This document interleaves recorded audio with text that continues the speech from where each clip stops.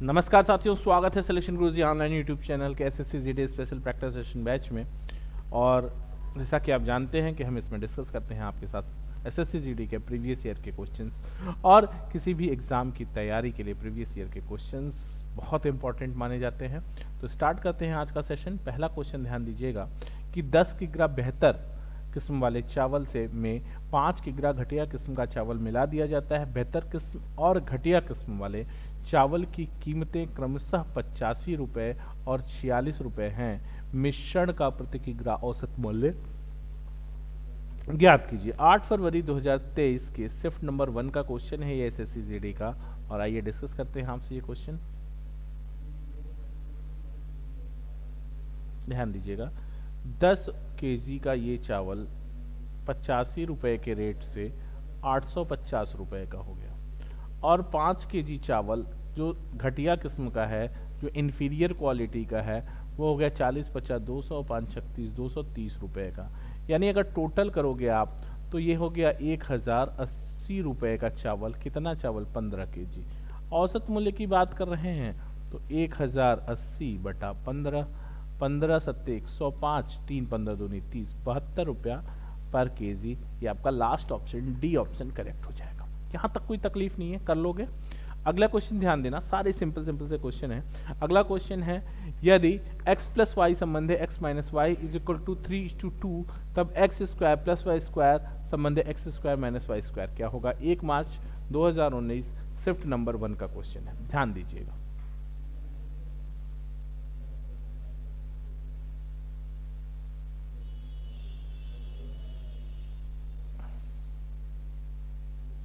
x plus Y upon x minus Y that much is equal to 3/2। यहाँ से अगर आप सॉल्व करते हो कि 2x plus 2y is equal to 3x minus 3y, या यहाँ पे minus x is equal to minus 5y, या x by Y is equal to 5/1। ये क्लियर हो गया। अब क्या कह रहे हैं कि x square plus Y square ratio x square minus Y square क्या होगा? तो x स्क्वायर क्या हो गया? 5 का स्क्वायर 25 और 1 का स्क्वायर 1, 25 1 26 के बटा 25 माइनस 1 24 हो गया। यानी ये हो गया 13 बटा 12। यानी यूँ कह सकते हैं आप ये 13 संबंधे 12 होगा। 13 संबंधे 12, ये लास्ट ऑप्शन सही हो जाएगा। यहाँ तक क्लियर है। आगे बढ़ते हैं। अगला क्वेश्चन ध्यान दीजिएगा कि दिया गया है कि x की आय का 15% y की आय का 20% x की आय का 15% बराबर y की आय का 20% बराबर z की आय का 30% है। उनकी आय का योग 9000 है। यदि y अपनी आय से 2200 रुपये खर्च करता है तो उसकी बचत ज्ञात कीजिए। यह है एसएससी जीडी 30 जनवरी 2023 शिफ्ट नंबर 1 का क्वेश्चन। ध्यान दीजिएगा। बढ़ते हैं क्वेश्चंस की तरफ। कह रहे हैं कि x का 15%, x का 15% मतलब x गुणित 15% का मतलब 15/100 इज इक्वल टू y का 20% यानी y/100 और इज इक्वल टू z का 30% यानी z का 30/100। क्लियर है? तो x into 5 3/20 is equal to y into 1/5 is equal to z into 3/10। या कह सकते हो आप कि x by Y is equal to, या 5 से काट लो सब, 1 मिनट। 5 से अगर सब में मल्टीप्लाई कर ले हम तो क्या हो जाएगा? x into 3/4 is equal to Y is equal to z into 3/2। तो x बाई वाई, तो x संबंधे x y और z, तो x y कितना हो जाएगा? x by Y is equal to 4/3 हो जाएगा। ये 4 हो जाएगा, ये 3 हो जाएगा। और y z कितना हो जाएगा? 3 2।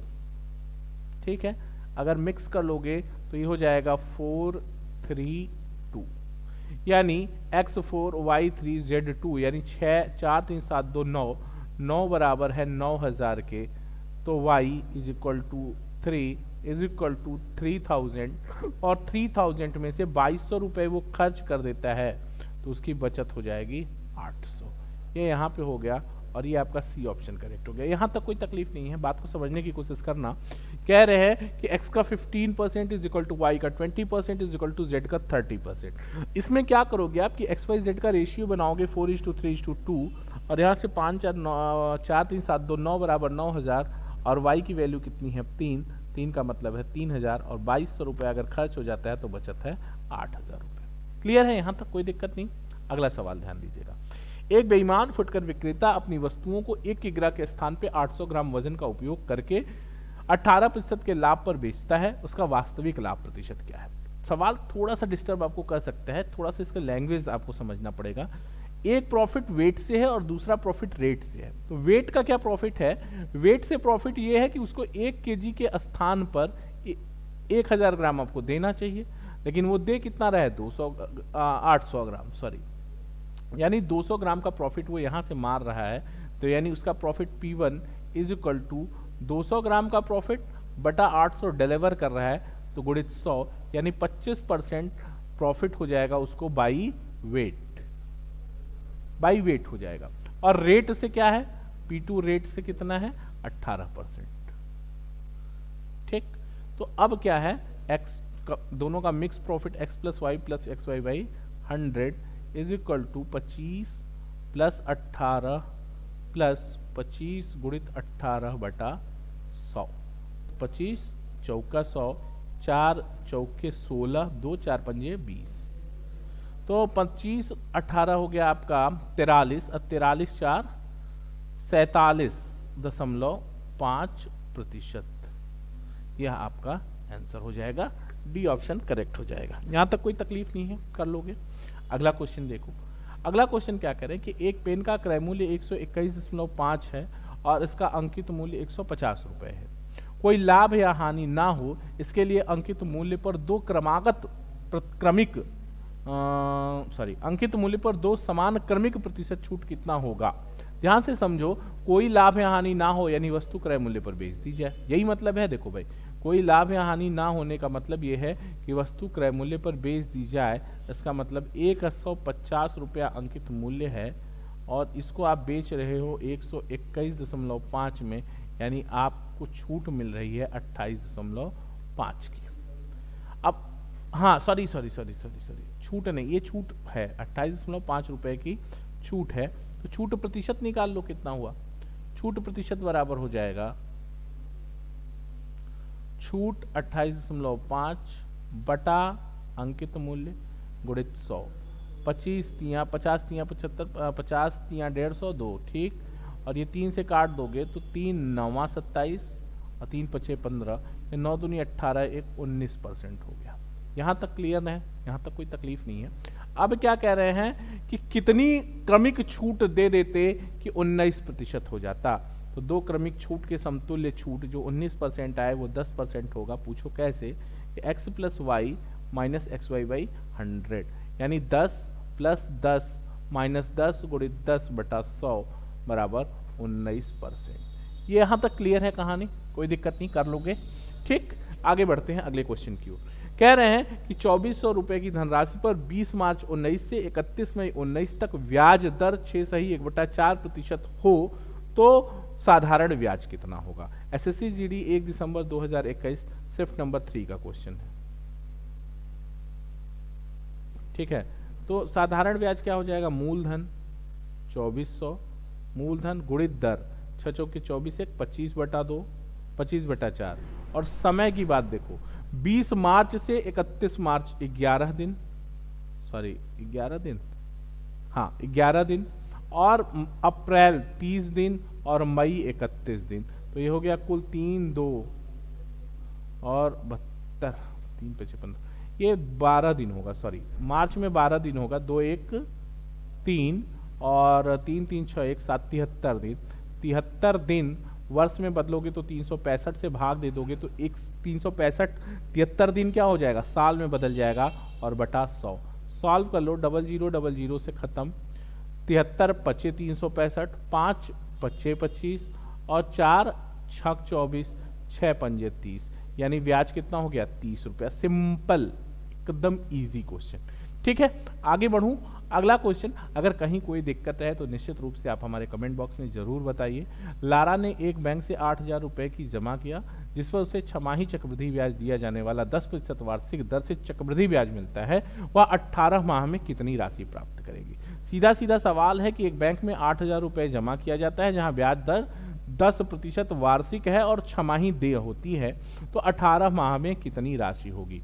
तो सिंपल समझो कि अगर छमाही देय है तो रेट ऑफ इंटरेस्ट क्या हो जाएगा? 10/2, यानी आप इसको 5% ट्रीट करेंगे। एक टाइम कितना हो जाएगा? 18 महीने का मतलब हो गया कैट छमाही, 3 टर्म्स।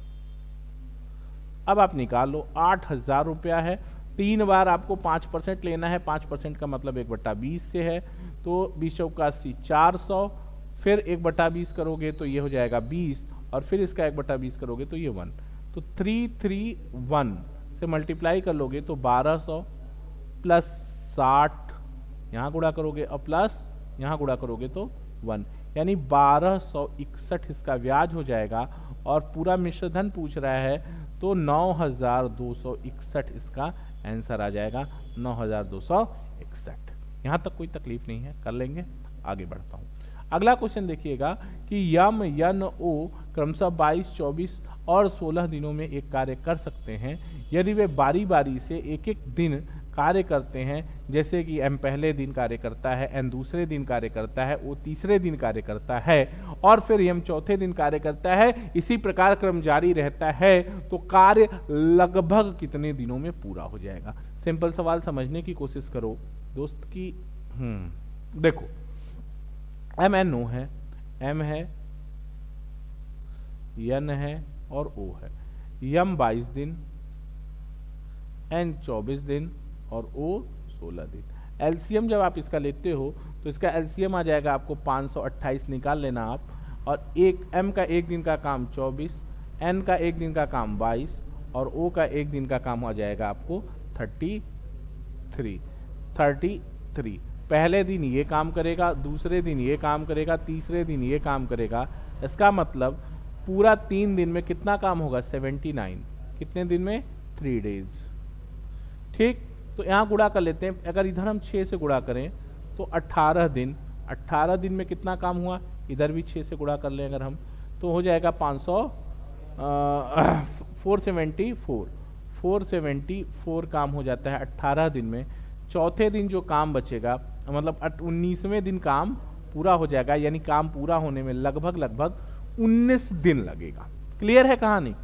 ठीक है ना। 18 दिन के बाद जब चौथा दिन आएगा तो 528 ही काम करना है। सॉरी, 6 9 9 की 4 हासिल 5 22 5 47, ठीक है 19।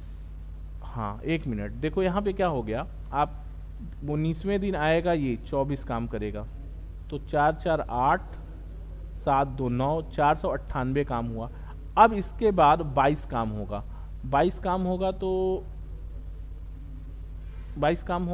तो 498 प्लस 22 यानी 0 9 2 11 12 1 520 काम हो गया। 20वें दिन 20 दिन में काम लगभग पूरा हो जाएगा। अब 8 ही काम बचा है तो 1/3 दिन लगेगा, यानी लगभग 20वें दिन आपका काम समाप्त हो जाएगा। ठीक, अगला सवाल कह रहे कि एक पाइप किसी टैंक को भरने में दूसरे पाइप की अपेक्षा 3 गुना ज्यादा समय में भरती है। यदि दोनों पाइप एक साथ किसी टैंक को 36 मिनट में भरते हैं तो धीमी गति से भरने वाला पाइप टैंक को कितने समय में भरेगा? सिंपल सवाल है, देख लेते हैं।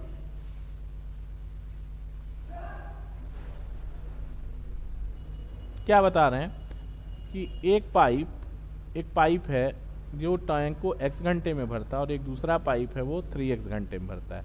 एलसीएम मान लो 3x हो गया, इसका 1 घंटे का काम 3 और इसका 1 घंटे का काम 1, यानी दोनों का 1 घंटे का काम 4 हो गया। तो 3x/4 इज इक्वल टू 36 या x इज इक्वल टू 1248 हो गया।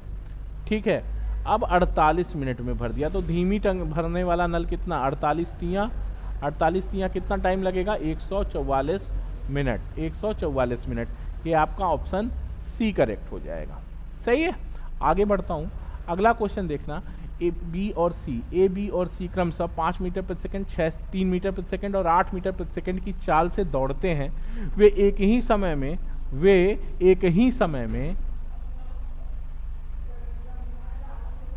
दौड़ते हैं, वे एक ही समय पर एक ही बिंदु से दौड़ना शुरू करते हैं। कुछ समय बाद यह पाया गया कि ए और सी के बीच की दूरी 6 मीटर, ए से सी के बीच की दूरी 6 मीटर है।